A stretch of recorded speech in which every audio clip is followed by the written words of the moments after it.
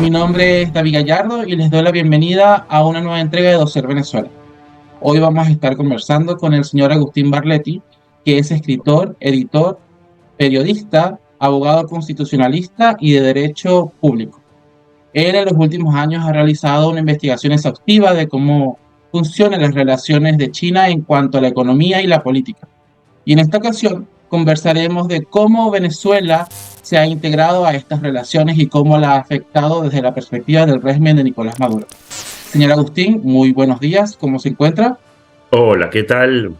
Muy buenos días y gracias por la invitación. Muy bien, entonces entremos en materia. Fíjense que Venezuela, o específicamente el régimen de Nicolás Maduro, ha creado en los últimos años esta narrativa de que la crisis económica es culpa de las sanciones, es culpa de Occidente, es culpa de aquí, de allá, pero China en los últimos años le ha prestado 60.000 millones de dólares. ¿Cómo funcionan esos préstamos con China y qué pasó con ese dinero? Solamente, yo creo que es un poco más de dinero. Yo creo que por lo menos lo que yo fui, para el libro que escribí, El hambre del dragón, el plan de China para comerse al mundo, que toma Latinoamérica, pero toma todo el avance de China en todo el mundo. Yo, por lo menos lo que yo fui censando son solamente entre 2007 y 2018, o sea, gran parte incluso de no solamente Maduro, sino de Chávez. China le prestó a Venezuela más de 67.000 millones de dólares. Lo que pasa es que a partir de cuando empieza a caer el precio del petróleo, cuando Maduro, la política económica tan errática, ¿no? De Venezuela, la inflación, todos los problemas que tienen, así que hizo que de alguna manera Venezuela haya incumplido, ¿no? Muchísimos pagos acordados con Pekín, y que haya solicitado muchos periodos de gracia para pagar.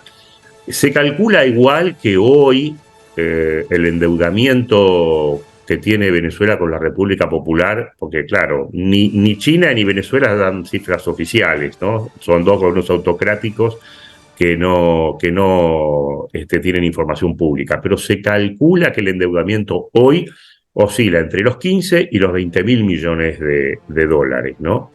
Y acá volvemos al famoso modelo de lo que es la trampa de la deuda, ¿no? Por la cual China somete a sus acreedores, o sea, a sus deudores, China como acreedora.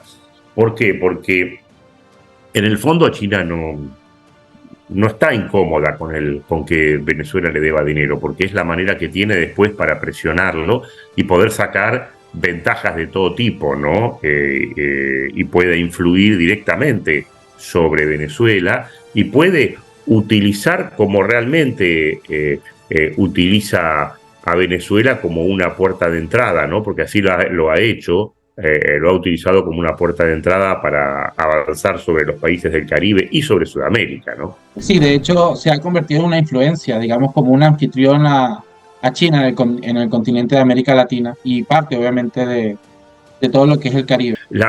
Hay casos concretos, o sea, China influyó en Venezuela para fortalecer, ¿no es cierto?, aquellos movimientos, podemos decirlo, de consolidación regional, como el caso de la Unión de Naciones Sudamericanas, ¿no?, el UNASUR, en el caso de también el Petrocaribe, que también utilizó, China influyó en Venezuela para impulsar esto, el tema de la Comunidad de Estados Latinoamericanos y Caribeños, ¿no? La CELAC. A través de esto podemos decir que Venezuela logró abrirle la puerta a China, a toda la región. Y si podemos poner un parámetro, yo creo, en el caso para Estados Unidos, Venezuela para Estados Unidos, por la relación de Venezuela con China, ¿no?, es algo parecido a lo que en la época de la Guerra Fría era la relación de Cuba con la Unión Soviética, ¿no? Sí, bueno, porque de hecho de hace 20 años para atrás ningún país en América Latina tenía tantos negocios con China. Pero hablemos un poquito de esa deuda que tenía Venezuela con China. Se supone que aparte de la crisis económica existe una gran crisis en el sector eléctrico en Venezuela. Viven constantemente personas viviendo sin luz, obviamente perdiendo una calidad de vida importante. Sus vidas se dificultan basado en esto. Y se supone que este dinero iba enfocado a reparar eso. y sin embargo día a día los venezolanos siguen viviendo estos problemas eléctricos. ¿Qué pasó con este dinero? ¿Qué, ¿Quiénes están usando este dinero para asuntos personales? Bueno, nosotros, yo soy eh, oriundo de la Argentina, ¿no? Y en Argentina tenemos una frase que decimos, se juntó el hambre con las ganas de comer. Y yo creo que acá pasó eso, o sea, se junta un gobierno autocrático que cualquier miembro del Partido Comunista de los más encumbrados a sola firma y sin ningún tipo de control puede entregar fondos a cualquier país sin que nadie le pregunte nada, y quien recibe los fondos es otro gobierno autocrático, corrupto, derrochador, como el de que no hay control en la cúpula, como es el de Venezuela. Y yo creo que este es uno de los temas que más, dentro de lo que es, ¿no? Esta relación entre Venezuela y China, es uno de los temas de mayor rispidez en la relación entre China y Venezuela. ¿Por qué? Por un lado, porque Venezuela está descontento porque todo el dinero se hizo de las obras eléctricas, se hicieron a partir de empresas chinas que fracasaron en el desarrollo de las tareas, se hizo todo, realmente se hizo todo muy mal, sin ningún tipo de control, sin ningún tipo, a tal punto que hay en lo que es la asamblea, ¿no? de Venezuela, en diario de sesiones se ven diputados que han pedido informes por cómo lo mal que China desarrolló todo y realizó todos los desarrollos. Pero por el lado de China también hay quejas. ¿Por qué? Porque el dinero que eventualmente ahí va a llegar para hacer estas obras llega muy poco, porque en el camino se queda entre manos amigas y corruptas, y de pronto mandan 10 pesos y llegan 2.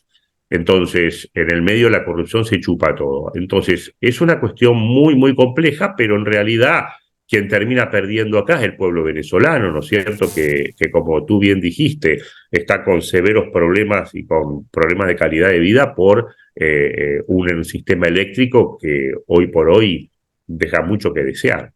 Sabe que estuve leyendo un poco sobre sus investigaciones para prepararme para esta entrevista y leí algo súper interesante que quizás no se ve desde la superficie, y es que China no solo presta dinero, sino que prepara todo un campo para que empresas chinas también colaboren en esta influencia entre países. Entonces se puede ver la influencia de empresas chinas, no sé, en la materia ferroviaria. Yo bien recuerdo cuando vivía en Venezuela que aparecían los autobuses. Quizá el enfoque que hay que hacer es que no es, vamos a ver el caso ferroviario, por ejemplo, ¿no? Que es uno de los casos más sonados, no solamente en América Latina, sino también, o en Venezuela, sino también a nivel, podemos decir, mundial, en África sobre todo. Si nosotros nos fijamos, en realidad, no es que China le presta plata a un país para desarrollar el sistema ferroviario. O sea, no es que China le presta el dinero, por ejemplo, a Venezuela, y Venezuela puede contratar con ese dinero a los belgas para los ferrocarriles, para que traigan ferrocarriles belgas, o a los ingleses, o a los franceses, o a los norteamericanos. No. China le presta el dinero, pero solamente para contratar a empresas ferroviarias chinas. Con lo cual, en el fondo, China no está prestando dinero a Venezuela. Lo que hace China es financiar el desarrollo de su propia industria ferroviaria.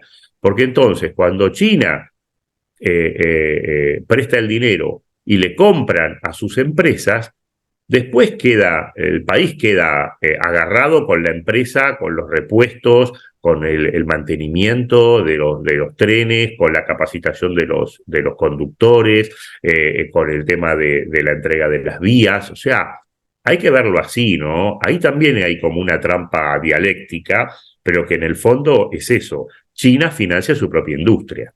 En teoría, a China no le interesa que le paguen, pero sin embargo, si le pagan, pues obviamente no lo va a rechazar. Y en este caso, el petróleo venezolano ha estado muy envuelto en este tema. Y Sí. la verdad es que Venezuela le entrega en barriles de petróleo a un precio de gallina flaca prácticamente. Se ha hecho un Y registro de que los barriles se los entrega a $40 cada uno. ¿Qué pasa cuando de repente el petróleo sube y China recibe este petróleo? ¿Lo revende? ¿Cómo lo aprovecha? ¿Dónde queda esa plata? Bueno, es lo mismo que pasa con Ecuador. Durante los 10 años de la presidencia, sobre todo Rafael Correa, 2007-2017, todas las obras de infraestructura que hizo China en Ecuador fueron pagadas con un petróleo subvaluado, ¿no? Y encima pobres ecuatorianos tuvieron tremendos problemas, como el caso de la represa, o sea, tuvieron obras de infraestructura que fueron terroríficas. Venezuela pasa lo mismo. Venezuela entrega barriles de petróleo a China en un valor subvaluado, pero en realidad no es que China con eso revende. China necesita el consumo. De hecho, el primer acercamiento que tiene China o sea, es con África, y a partir de ahí África fue diezmada en sus recursos naturales, porque bueno, un país grande como China con la población requiere de materias primas, y después vieron, a partir de los años 2000, pusieron el foco en Latinoamérica. Y bueno, uno de los primeros fue Venezuela, y ellos con Venezuela tienen acceso a un petróleo efectivamente más económico, pero es digamos que en principio y fundamentalmente es para el consumo interno. Lo que pasa es que en todos esos acuerdos entra la históricamente corrupta cúpula de PDVSA, donde ahí el dinero que ingresa a través de PDVSA también hay muchísimo dinero que no se sabe dónde termina.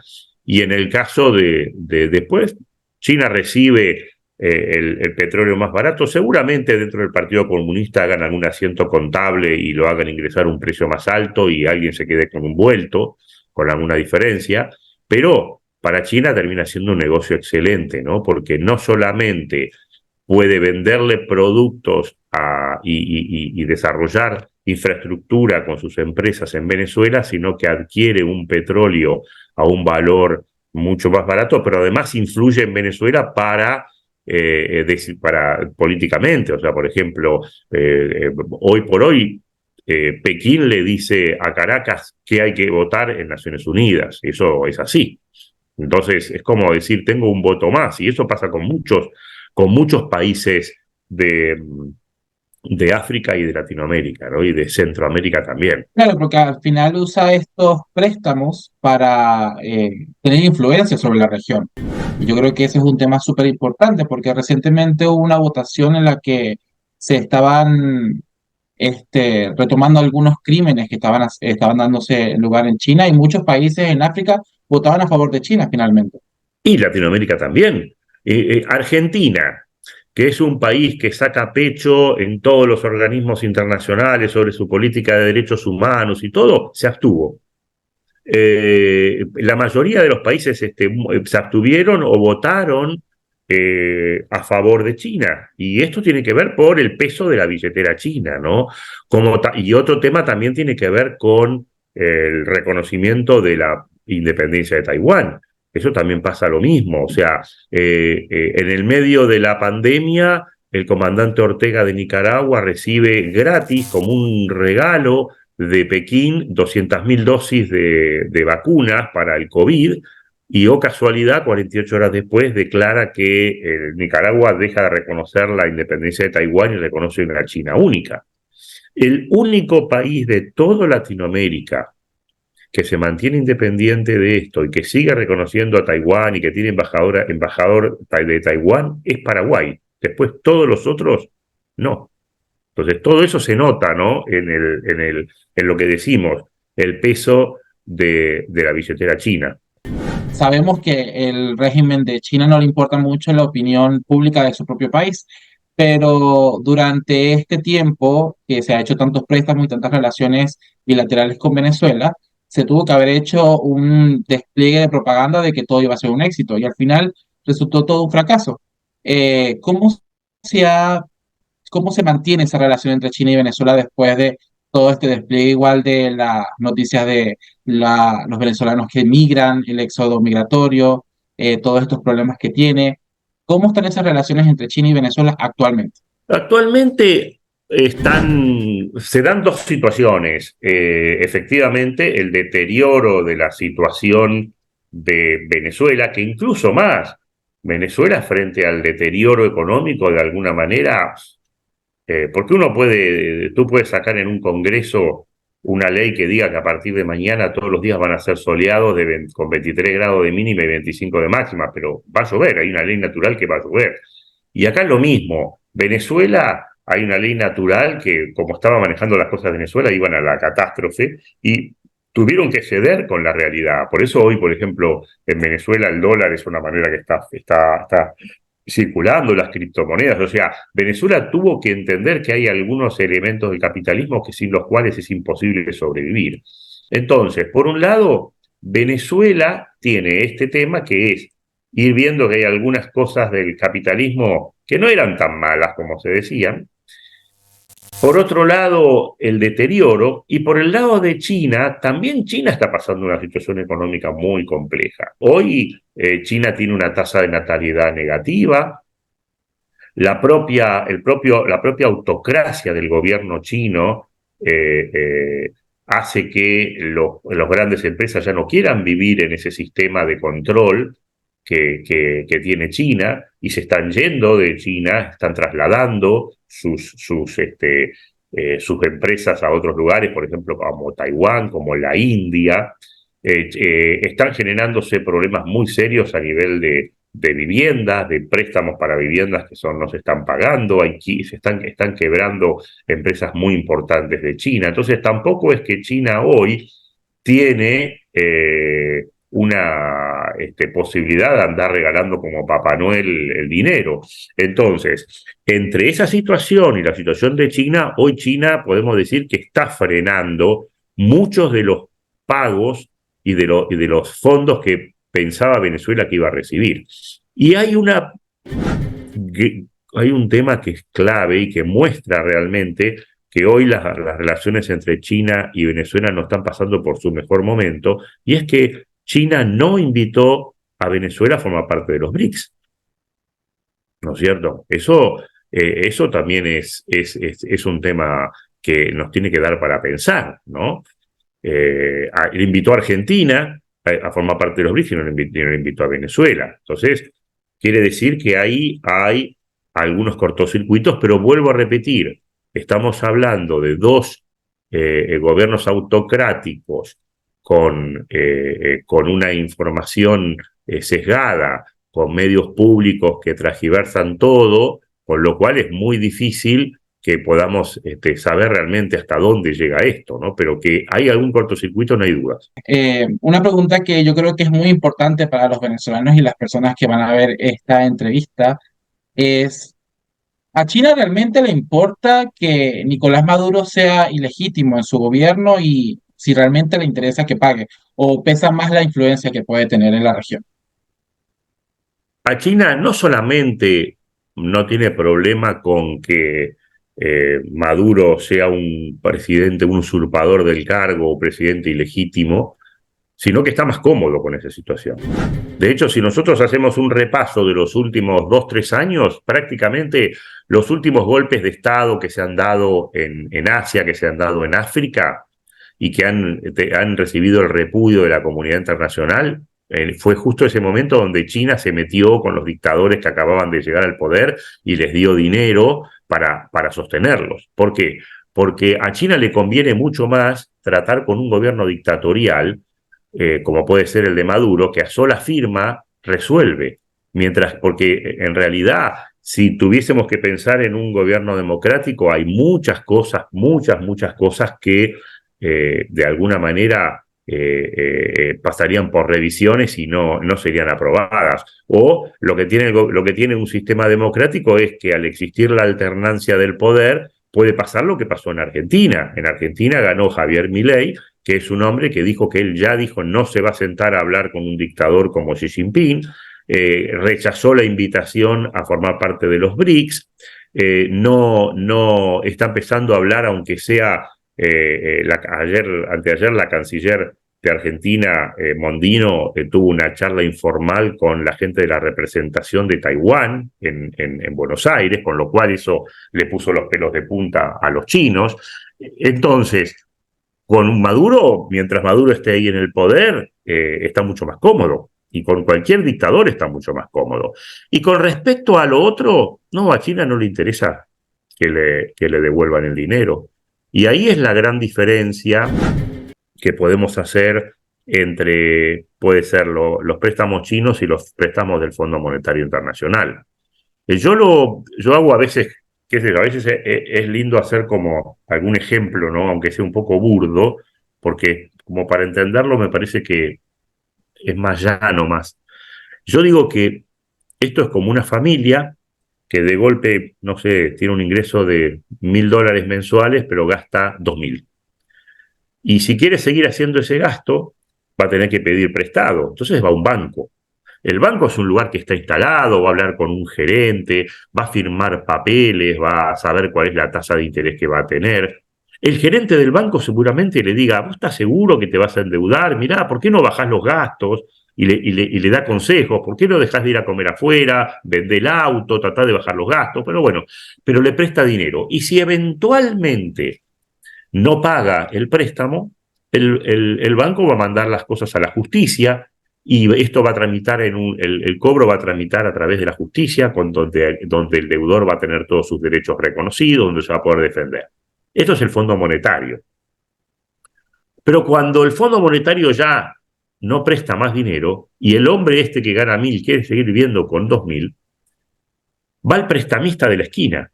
El prestamista de la esquina que te atiende en un cuartito todo oscuro, no sabes ni el nombre de la persona, te da la plata y vos no firmás nada, todo de palabra, no sabés cuál es la tasa de interés que vos vas a pagar, y si vos no pagás, no va a ir a un juicio. El hombre va a ir a tu casa, va a pegar una patada a la puerta, te va a sacar los muebles y te va a agarrar la llave del auto y se lleva el auto. Ese es China. Entonces, Entiendo. a China no le interesa. A China le interesa que los países estén bien endeudados, porque entonces es la manera de decirle, como decíamos, ¿no es cierto?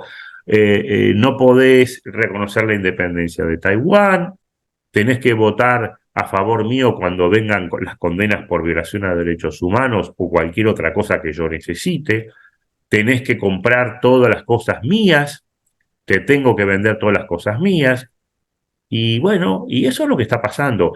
Pasó, el modelo terminado es África. Yo cuento en el libro que nosotros de jóvenes también teníamos un dicho que decíamos que cuando uno estaba de novio con una chica y quería ver cómo iba a ser el futuro, si eventualmente se iba a casar con esa chica, tenía que conocer a la suegra, ¿no? A la mamá de la chica. Y esto es lo mismo. Nosotros, Latinoamérica, si queremos ver cómo vamos a terminar, si seguimos como vamos, tenemos que ver África, que es como nuestra suegra, porque ahí ya terminó todo. En África ya hay manifestaciones anti-China, en África hay países que han iniciado juicios en tribunales internacionales contra China, o sea, ya se han dado cuenta de que China los ha expoliado y no les ha dado nada. Y nosotros vamos camino a eso, por eso tenemos que despertar de esto. Argentina lo está haciendo, Argentina le ha puesto un freno a China y esperemos que otros países también sigan el camino. Hablando de ese freno, que creo que es esencial en Venezuela, este año van a haber elecciones presidenciales. Eh, ¿Qué pasa si acá, prácticamente soñando, eh, Nicolás Maduro sale del poder?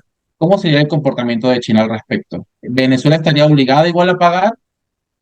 A ver, como doctor en Derecho Constitucional, debo decirles que yo no sé si lo que va a pasar este año en Venezuela se pueden llamar elecciones, ¿no? Habría que ver, porque creo que las elecciones son otra cosa, ¿no? Sin proscripción de candidatos, con veedores, con sistemas electorales puros y transparentes, sin fraude. Entonces, creo yo que lo que va a pasar en Venezuela es lo que viene pasando desde hace muchos años, que es una parodia de elecciones.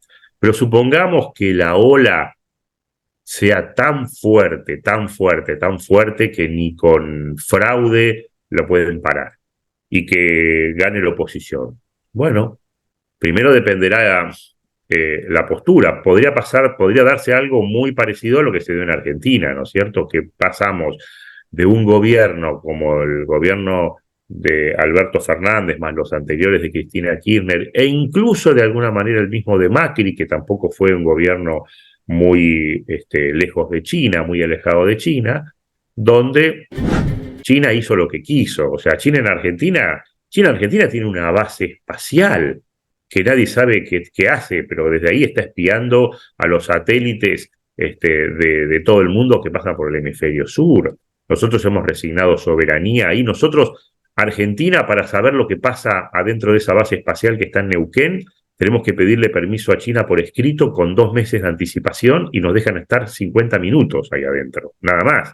Entonces, y le hemos dado exenciones de todos los impuestos habidos y por haber. Es una vergüenza. Pero pasamos de esa situación a lo que pasamos ahora. Cambia el gobierno diametralmente y tenemos un presidente que ha dicho ya que se va a alinear con Estados Unidos, con Israel, con la Unión Europea y que no quiere saber nada con Venezuela, no quiere saber nada o con el régimen de Maduro, no con el pueblo venezolano, con el régimen de Maduro, no quiere saber nada con el régimen de Xi Jinping, no quiere saber nada con el régimen de Putin, por supuesto con los extremos terroristas, y está mirando de reojo a Brasil, porque está bien, es nuestro principal socio comercial, pero también a Lula lo mira con mucha desconfianza, ¿no? Así que si pasa esto, creo que habrá que seguir muy de cerca, pero es muy posible que se produzca ese alejamiento que sería lo mejor que le puede pasar a Venezuela. Bueno, señor Agustín, le quiero agradecer la entrevista. Muchísimas gracias por su asistencia y yo quiero dejarle una reflexión a las personas que están viendo. El régimen de China decidió fertilizar la mala semilla que hay en Venezuela y está tratando de alejar toda la región de Latinoamérica de la democracia, de los gobiernos que respetan la república y el Estado de Derecho. ¿Vamos a dejar que eso suceda? Esa es la reflexión que le queremos dejar. Excelente. Agradecido, señor Agustín, que tengan todos un muy buen día.